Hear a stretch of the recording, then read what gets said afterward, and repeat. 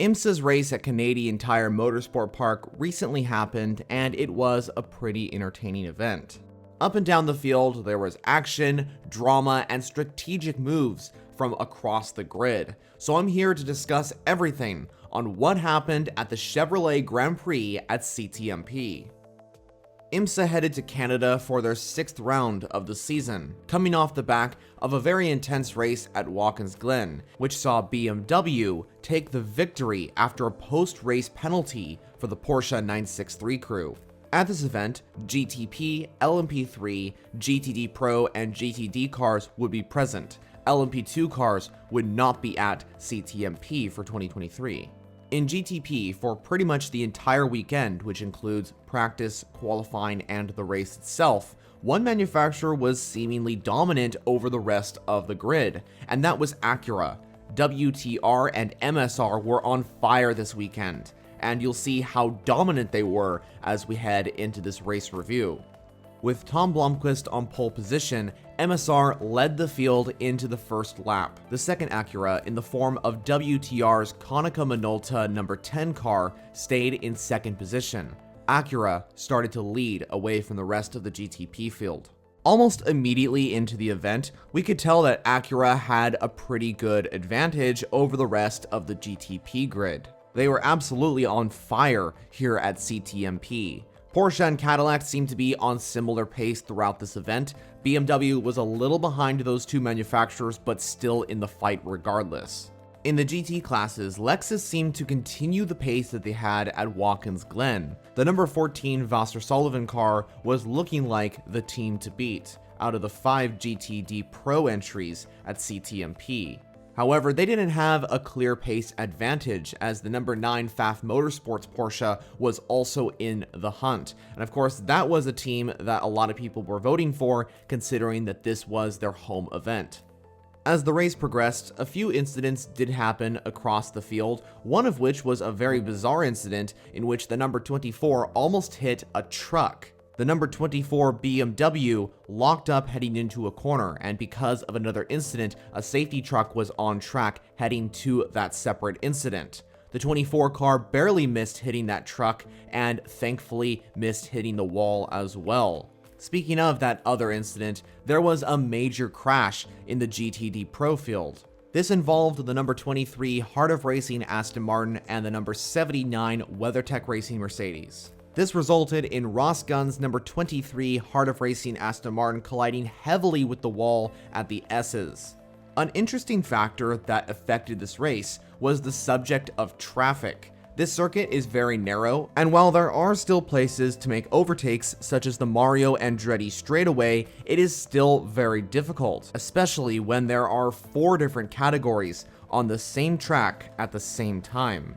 Because just imagine if you were driving a GT car and you were side by side with another GT rival in a very narrow part of the track. But then what if you see 2 Acuras right behind you trying to overtake? And then maybe we throw in a Cadillac or a Porsche into the mix as well, and it's just chaos out there. It's very intense, and so my point is that maybe some of these incidents are caused by situations like that. Later on, there was contact at Moss Corner between the number 96 Turner Motorsports BMW and number 12 Vasser-Sullivan Lexus. It's unfortunate that contact was made. This resulted in the number 96 car receiving front suspension damage, and unfortunately, it would bring out another yellow flag and cause the 96 to ultimately retire from the Chevrolet Grand Prix. Strategic moves played a huge part in this event as well, especially in GTP. BMW decided to do something different with their fuel compared to the other GTP entries, which allowed them to get further in the fight for the podium positions. Besides BMW's Rahal Letterman Lenigan team doing pretty well towards the end of the event, JDC Miller Motorsports was also doing very good.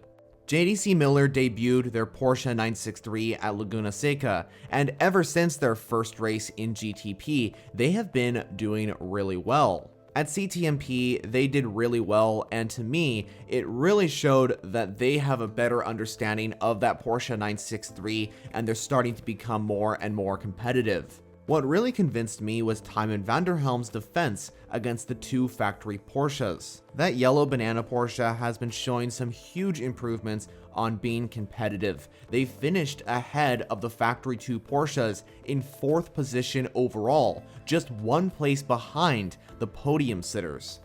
Now, I do want to touch on the incident in LMP3 in the final 30 minutes.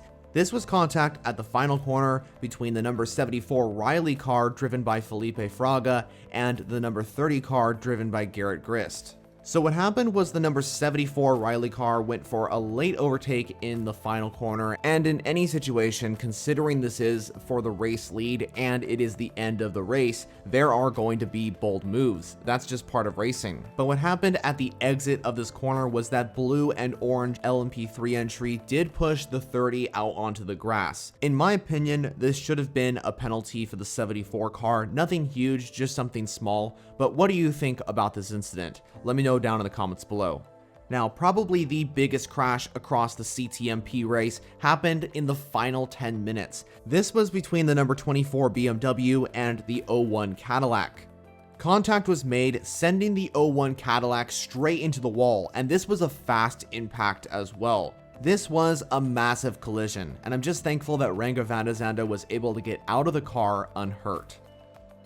So Acura dominated CTMP, and MSR took their first win overall since the Rolex 24. Meyershank Racing definitely needed that win after the penalty they received at Daytona, which sent them all the way to the end of the championship standings. Wayne Taylor Racing was back on the podium for, believe it or not, the first time since Daytona. And in third, surprisingly, it was the number 25 BMW. After a strategic call that benefited the 25 car fuel-wise, this allowed BMW to jump Cadillac and Porsche onto the podium, despite Porsche and Cadillac having the edge on them on pace. In LMP3, it was the number 74 Riley car, and in GTD Pro, it was an incredible win for Corvette Racing. The number 3 car beat Porsche, Lexus, and Mercedes to take victory. A great day for Corvette in general as well, after their incredible achievement in the World Endurance Championship. And finally, in GTD, it was the number 1 Paul Miller Racing BMW that came across the line in first. Brian Sellers and Madison Snow took Paul Miller Racing to their 3rd win of the IMSA season. As for championship standings in GTP, the number 31 Wheeling Engineering Cadillac still leads the championship. But because of the recent performance of the number 25 BMW, they are second by just 10 points to the Cadillac in first. The Konica Minolta Acura also moves into 3rd, pushing the number 6 Porsche down to 4th. In LMP3, the number 74 Riley continues to lead the championship.